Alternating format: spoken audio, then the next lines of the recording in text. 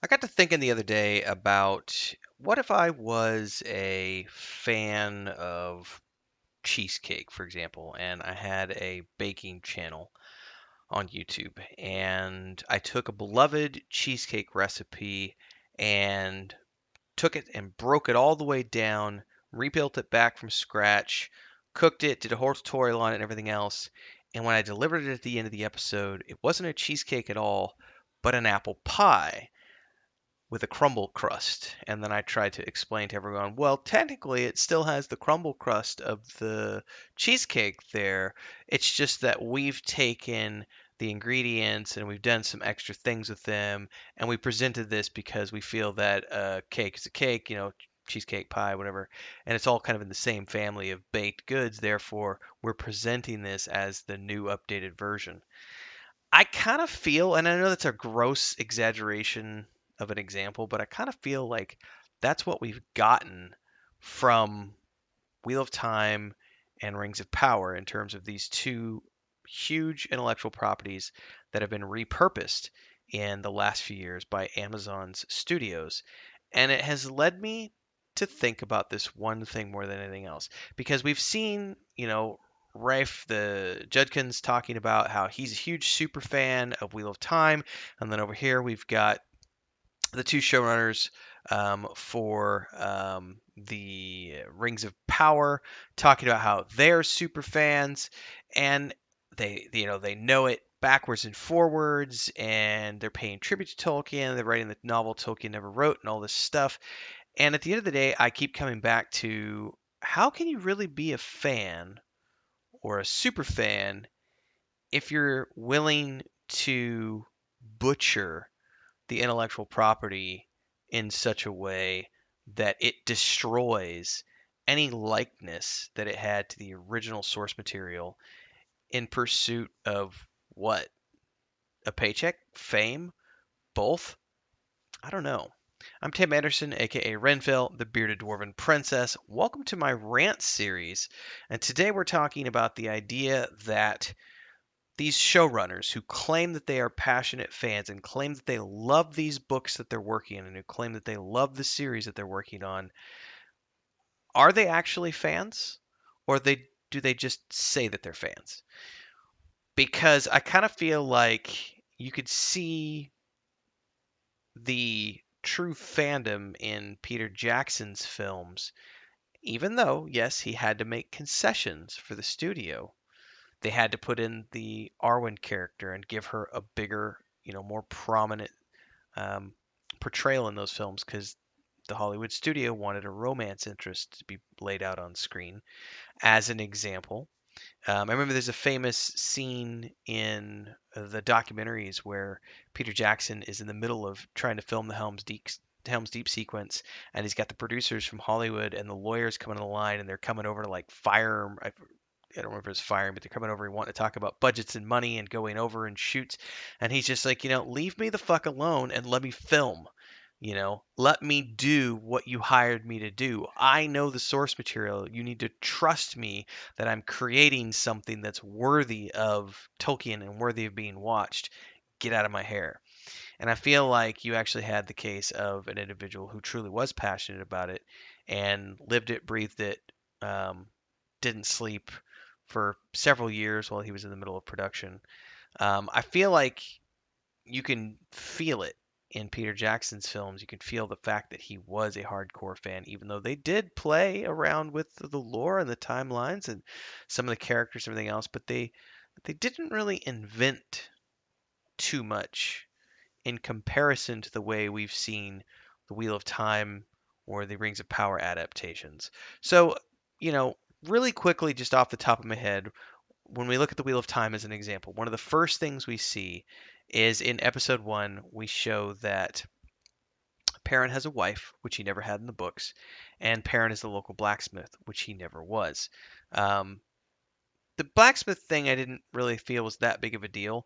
The wife thing I did have a big deal about because Perrin's whole, at least from my perspective, my understanding of the character was that he was a very innocent soul who happened to be given these powers and had to deal with that and deal with the fact that he didn't like taking lives and was struggling with the wolf part of him and everything else. And then when he eventually meets Fail, I mean that's a big deal. That relationship is a huge deal for him. And that's now been ruined by the fact that he had a previous relationship. Not only that, but his reason for innocence has been taken away because now he's tainted, and they've given the explanation for his, reason. The reason he doesn't like violence is because look what violence did. Violence caused him to kill his wife by accident. Um, and that just ruined, in my mind, it ruined the character of Perrin because you invented a new version of the character. Same thing with Matt's character. We got an invented version of that character in season one, and now they've recast it for season two. And I've heard that one of the things everyone's talking about is that the new actor portraying Matt in season two has been bringing levity to the character, and which is what kind of all of us wanted in the first place because that's what he was in the books. And then going over to Rings of Power and seeing how those showrunners have taken the character of Galadriel, and rather than having Gilgalad be the character who's constantly saying Sauron is probably coming back, I don't believe he's really dead. They've made Galadriel be that character, and then they've thrown out all the lore because they've said we don't care that elves are immortal. We're gonna kill off her brother, and she's gonna go off on this quest for vengeance. Even that makes no sense according to the books. We're gonna create a new version of Sauron because we don't have the rights to the Anatar character, so we're gonna create this Halbrand individual, and we're going to throw a bunch of red herrings in the text and you know make everybody think that he saw him, but at the same time we're over here doing things with the Gandalf stranger character to make you think that he might be Gandalf. And the whole time I see the showrunners for Rings of Power saying, oh, look at how clever we are. And then there's a great article they just came out, talking about they just accused, and this is the Abounding into Comics, which has a version of an article over at the Hollywood Reporter, and they're paraphrasing here and they're choosing to focus on one thing, which is a little out of context. But this idea that the showrunners for Rings of Power are accusing and have been accusing for a very long time any critics of the show of being patently evil or racist. And I just don't think that's the case. I think what you're seeing is a backlash from fans of the books. And there's always going to be this disagreement between fans, amongst fans even, about what is the proper way to adapt something like The Wheel of Time or, you know, the Middle Earth to a show format, because you are going to have to cut stuff. I do not believe that you have to invent characters. I do not believe that at all. I also don't believe that you need to change the essence of who characters are. But one of the things I do love that Peter Jackson did with Fran and everybody else when they wrote everything was taking lines of dialogue and mixing and matching them and putting them in different places in the films than they were used in the books. I don't think that changed the meaning of those texts, except in one case. There was one I remember, and I actually loved it because they take a line that Faramir has with, when he's looking at, and I don't remember the line in particular, but he's looking at Eowyn, and when she's healing after killing the Witch King, and he has this line of dialogue that he talks about her and her beauty and everything else, and they give that line to Wormtongue instead. And when Wormtongue says it in the Two Towers film, it's very creepy.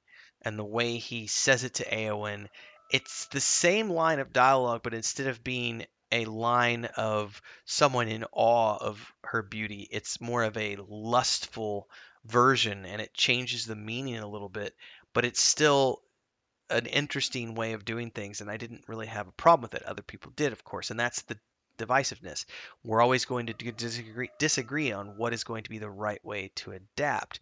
But I think at the end of the day, what I've seen from most people is that all of us who are fans want these showrunners to use the source material. And if they were actually fans of these book series, I think they would use the source material. One of the things that I love from this article, over at winterscoming.net on the Wheel of Time boss, he says the Wheel of Time boss expected changes to upset hardcore book fans.